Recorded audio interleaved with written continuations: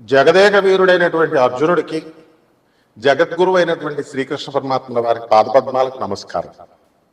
ముందు మనకి చావుని ముందే అంచనా వేయొచ్చు మనం. అలాగే మనకి చావు కూడా సిగ్నల్ ఇస్తుంది. దాన్ని మనం గ్రహించగలిగేటటువంటి కెపాసిటీ మనం పెంచుకోవాలి. దానికోసమే ఈ మెడిటేషన్లు, ఈ పూజలు, పునస్కారాలన్నీ. ఇప్పుడు ఒక వ్యక్తి ఉంటాడు, తెగ పూజలు చేస్తున్నాడు, మోక్షం వచ్చేస్తుంది అంటారు. మోక్షం ఏంటి? మోక్షం ఏంటి? దాని డెఫినేషన్ ఏంటి అసలు? స్వామీజీలందరూ వెళ్ళి నాకు ఇల్లు కావాలని అడిగామనుకో, వాళ్ళు ఏమంటారు? వాడు ఇల్లులు కట్టుకుంటాడు. మంత్రగాళ్ళు వీళ్ళు వాళ్ళు ఇల్లులు కట్టుకుంటారు, కానీ మీకు ఇల్లునిచ్చే కెపాసిటీ వాళ్ళకు ఉంటుందా? ఉండదు. అందువల్ల వాళ్ళు ఏం చేస్తారంటే టాపిక్ని డైవర్ట్ చేయడం కోసం పరమాత్మ ఉన్నాడు, మోక్షం కోసం సాధన చేయి, ఇలా డైవర్ట్ చేస్తారు. కాబట్టి మనము జన్మ ఎత్తిన తర్వాత మనకి ఆటోమేటిక్గా మన సాధన మనకి తెలుసు. అదే రమణ మహర్షుల వారు చెప్తారు. భగవాన్ రమణ మహర్షుల వారు తిరునావెల్లిలో ఆయన ఏం చెప్తారంటే, నిన్ను నువ్వు తెలుసుకో అంతే. నిన్ను నువ్వు తెలుసుకున్నావంటే నువ్వు ఎక్కడి నుంచి పుట్టావు, నువ్వు ఇప్పుడు జీవితం జీవిస్తున్నావు, ఎక్కడ చచ్చిన తర్వాత ఎక్కడో పోతున్నావు, దట్స్ ఆల్, మ్యాటర్ క్లోజ్. ఈ ప్రపంచం అంతా నీ వెనక వస్తుంది అంటారు. ఆయన 5వ క్లాస్ చదువుకున్నాడు, అందగాడు కాదు. అయినా సరే ఇప్పటికి కూడా కొన్ని లక్షల మంది విదేశీ భక్తులతో సహా ఎందుకు వెళ్తున్నారు అరుణాచలం? మన రమణ మహర్షి, భగవాన్ రమణ మహర్షుల వారి దర్శనం కోసం. నిజమైన యోగులు ఇలా చెప్తారనమాట. మిగతా వాళ్ళంతా డూప్లికేట్ బాబాలు, డూప్లికేట్ స్వామీజీలు, డూప్లికేట్ మంత్రగాళ్ళు. వీళ్ళు చెప్పేది ఏంటంటే సాధన చేసుకో, మోక్షం వస్తుంది. ఎవరికి కావాలి నీ మోక్షం, ఎవరికి కావాలి నీ సాధన అని అడిగేటటువంటి దమ్ము, ధైర్యం, వివేకత ఈ చెత్త ప్రజలకు ఉండదన్నమాట. కాబట్టి మీకు చావు సిగ్నల్ ఇస్తుంది. అది పురాణాల్లో చెప్పబడింది. ఏ అధ్యాయాల్లో, ఎక్కడ, ఏ పురాణంలో ఉందో కావలసినటువంటి వాడిని నన్ను అడగొచ్చు, నిర్మోహటంగా చెప్తాను. తల్లిదండ్రులకి దూరంగా వెళ్ళిపోతున్నారనుకో, వాళ్ళకి చావు అతి త్వరలో ఉంది అని అర్థం. అంటే పిల్లల్ని బాగా, అంటే అందరూ చూసుకుంటారు, విపరీతంగా చూసుకుంటారు, చూసావు చాలా మంది బాగా. అటువంటి వాళ్ళకి చావు దగ్గరగా ఉంది అనేది ఒక సిగ్నల్. ఎందువలన? Too much is too bad అన్నారు. ఈ ఎక్కువ ఎవరైతే అటాచ్ అయి ఉంటారో వాళ్ళకి దీపం ఉంటుంది చూసారా, ఆరిపోయే ముందు దీపం చాలా పెద్దగా వెలుగుతారు అనమాట, ఎక్కువ వెలుగునిస్తుంది, టపక్కన ఆరిపోతుంది. అంటే మళ్ళీ నేను రాలేను, మళ్ళీ నేను భార్యా పిల్లల్ని చూడలేను అని ఎన్నో రోజుల చచ్చిపోయిన తర్వాత ఆ చూపించే ప్రేమ ఇప్పుడు చూపించేస్తాడు భార్యా పిల్లల మీద. అలాగే తల్లిదండ్రులకు దూరంగా ఎందుకు వెళ్తాడంటే, చిన్న పిల్లాడిని మనం కనుక చూసుకున్నట్లయితే ఆ పిల్లోడిని వదిలి, తల్లిని వదిలి ఆ పిల్లోడు ఉండలేడు చిన్నప్పుడు. మన అందరం కూడా అలా ఒక 2-3 ఇయర్స్ ఉండలేము. ఆ తర్వాత ఏం చేస్తాం? స్లోగా డిటాచ్మెంట్ స్టార్ట్ అవుతుంది. పెళ్ళి అయ్యేసరికి తల్లిదండ్రులను మనం మర్చిపోతూ స్లోగా వస్తాం. అండ్ మన మరణం దగ్గరికి వచ్చినప్పుడు తల్లిదండ్రులను దూరంగా వదిలేస్తాం. ఎందుకంటే అది తట్టుకోలేనటువంటిది తల్లి ఒక్కతే. అలాగే మన తల్లి కనుక ఎవరికైనా సరే అనారోగ్యం చేస్తే ఇమీడియట్ మనం క్యాచ్ చేయగలుగుతాం. ఒక 4 రోజుల తర్వాత మనం మంచాన్ని పడతాం. అలాగే నల్ల కాకి ఎవరింటి మీదకైనా ఎక్కువ సార్లు గోడ మీద వచ్చి వాళ్తున్నా, అరుస్తున్నా, కంటిన్యూస్గా, ఖచ్చితంగా మనకి చావు దగ్గరికి వచ్చినట్టే లెక్క. అలాగే శని, ప్రేతాత్మ, ఈ యొక్క ఈ ఆత్మలన్నీ కూడా పితృదేవత అనమాట ఈ యొక్క కాకి. అలాగే గొడ్లగోప ఇంట్లోకి వచ్చింది అనుకోండి, గ్యారంటీగా ఇంటి యజమాని మీరే పోతారు, మెయిన్ పర్సన్ పోతాడు, సంపాదించేవాడు పోతాడు. అది గొడ్లగోప వస్తే. అలాగే తీతువు పెట్ట అడిస్తే ఫ్యామిలీ పోతారు. యాక్సిడెంట్లో చూడండి, చాలాసార్లు ఒక పెళ్లికి వెళుతూ యాక్సిడెంట్ అవుతుంది. ఎందుకని మనం చాలా పెద్ద గొప్పోళ్ళుగా, చాలా ధైర్యస్తులుగా, మనమే చాలా మేధావులుగా ఫీల్ అయిపోతుంటాం. గట్టిగా జ్వరం వస్తే అమ్మే అంటాం ఒక 10 నిమిషాలకే. అదే మంచి బలంగా ఉంటే దేవుడున్నాడా ఏంటండి. మొన్న ఈ మధ్యన కర్ణాటక చెందినటువంటి ఒక వ్యక్తి గురించి, అరే మంత్రాలు లేవు, యంత్రాలు లేవు, భాగేశ్వర్ ధామ్ అని ఒకటి ఉంటుంది, కరోలీ సర్కార్ అని ఉంటాడు. వాడికి బుద్ధి లేదు, చీఫ్ మినిస్టర్లకు బుద్ధి లేదు, ముందు ఎమ్మెల్యేలకు బుద్ధి లేదు, ఎంపీలకు బుద్ధి లేదు. వీళ్ళంతా దేవుణ్ణి వదిలేసి వీళ్ళ దగ్గరికి వెళ్తున్నారనమాట. వీళ్ళే దేవుళ్ళని వీళ్ళ ప్రచారం చేయడం వల్ల, వీళ్ళ దగ్గరికి వెళ్ళడం వల్ల వాళ్ళు నిజంగా దేవుళ్ళ ఫీల్ అయిపోతున్నారు. కాబట్టి అందులో ఎంతో మంచిగా అలాంటివి నడవకూడదురా, ఫోన్ నెంబర్ చూసి పేర్లు చెప్తే ఏంటి లాభం, నీకేంటి లాభం? ఫోన్ నెంబర్ చూసి చెప్తే నీకేమైనా ఇల్లు వస్తుందా, జాబ్ వస్తుందా?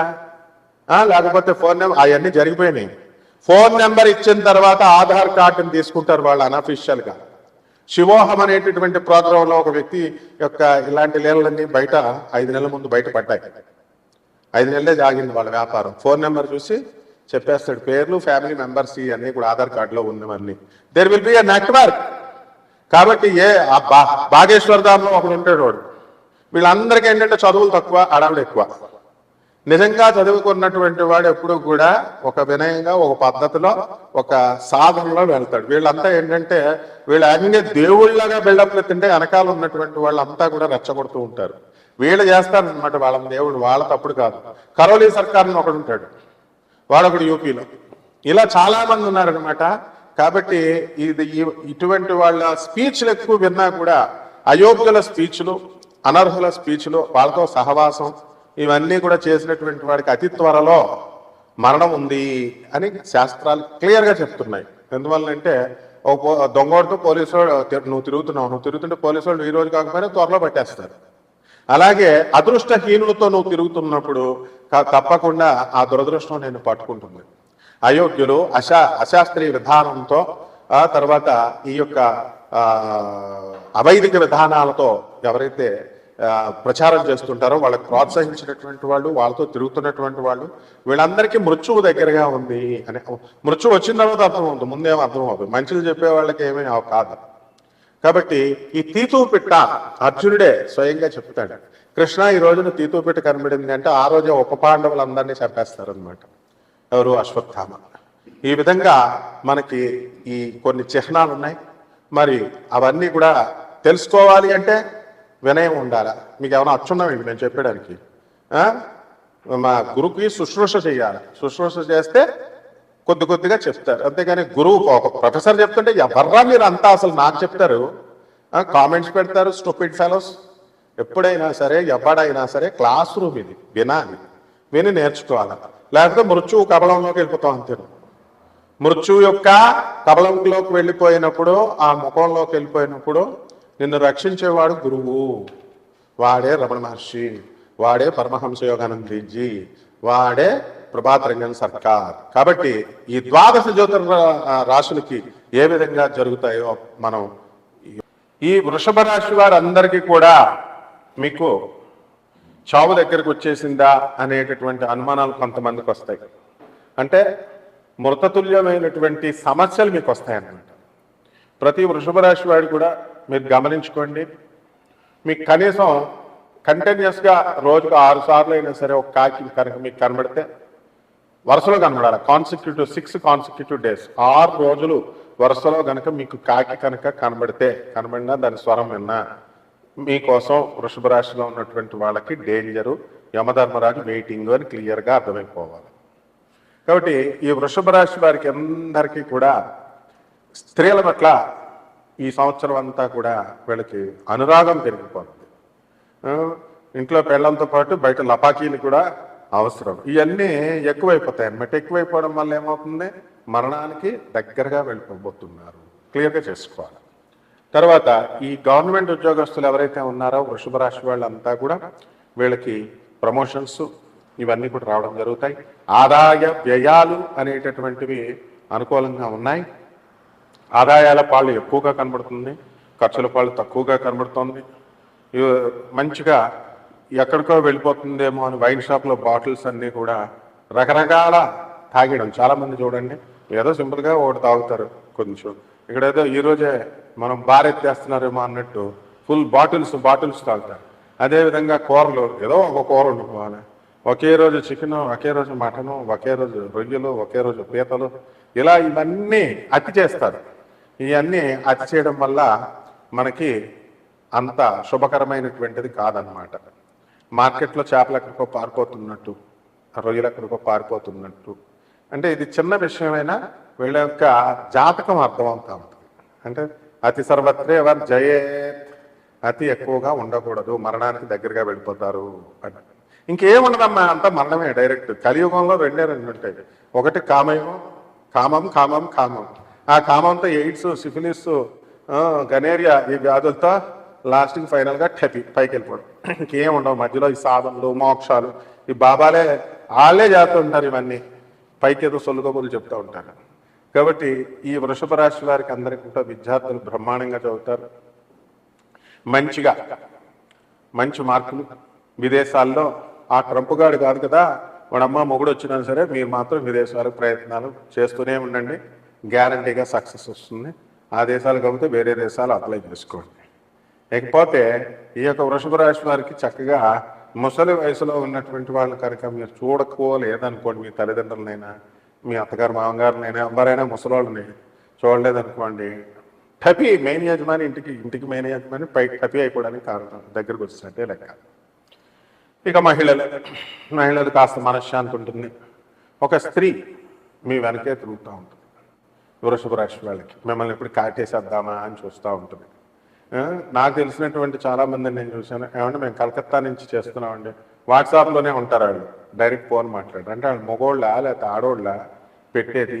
ఈ అనుభవాలన్నీ మీకే వృషభ రాశి వాళ్ళకి కలుగుతాయి, అందుకే చెప్తున్నాను ఇవన్నీ. అంతేగాని గురువుగారు మరి మనకు పూర్తిగా చెప్పలేదండి. పూర్తిగా చెప్తాం. చక్కగా మీరు ఏం చేయాలంటే మీ డేట్ ఆఫ్ బర్త్లో అవి ఇచ్చి మీరు చక్కగా వాట్సాప్లో పెట్టాలి. అందుకని మీరు చెప్తే మేమేం చేస్తాం, నాన్ కమర్షియల్ ఆస్పెక్ట్తో చెప్తాం. మన ఛానల్ ఫ్రీగా చెప్పడం కోసం పెట్టబడిన ఛానల్ ఇది. కాబట్టి వ్యూస్ చూడడానికే బద్దగస్తులకు మీకు భవిష్యత్తు ఏంట్రా? జాతకం ఎవడు చదువుకున్నాడు, ఎవడు చెప్తున్నాడు, ఎవడు శాస్త్రం ప్రకారం చెప్తున్నాడు, ఎవడు నిజాలు చెప్తున్నాడు తెలుసుకోనివాడికి వ్యూస్ చూడడం కోసం మీరు చూడటం వాడు, చూడటం రానివాడు మీకు భవిష్యత్తు ఏం చెప్తాడు జ్యోతిష్కుడు చెప్పు. మీకు భవిష్యత్తు లేదు, అందులో డౌట్ లేదు. మీరు ఎప్పుడైతే వినయ విధేయతలతో గురువు యొక్క ఆగ్రహానికి గురి కాకుండా చక్కగా గురువు శుశ్రూష చేసుకుంటారో అప్పుడు వస్తుంది. విన్నాం ఆయన. కాబట్టి వృషభ రాశి వాళ్ళు మీకు ఎక్కడికో పరిగెడుతుంది జాతకం, వెళ్ళండి. మిమ్మల్ని కాటేసేయడానికి లేడీ వెయిటింగ్ చేస్తుంది, వెళ్ళండి. డబ్బులు కరెక్ట్గా మంగళకెత్త కూడా అక్కర్లేకుండా గీసి పడేస్తుంది అనమాట. కాబట్టి ఈ యొక్క వృషభ రాశి వారి పరిహారాలు ఏం చేసుకోవాలండి మరి మేము అంటే, కేతు జపం చేసుకోండి, కేతు స్తోత్రాలు చదువుకోండి, కేతువుకి కిలోం పావు ఉలవల్ని, మరి ఈ యొక్క ఆవుపేడ రంగు ఉన్నటువంటి వస్త్రాల నుంచి పేద బ్రాహ్మణులకి సోమవారం నాడు ఉదయం 7 గంటలకు దానం చేసుకోండి. అలాగే మీ ఇంట్లో ధూమావతి అమ్మవారి యొక్క హోమాన్ని మీరు చేసుకోండి, బ్రహ్మాండంగా ఉంటుంది. శుభమస్తు.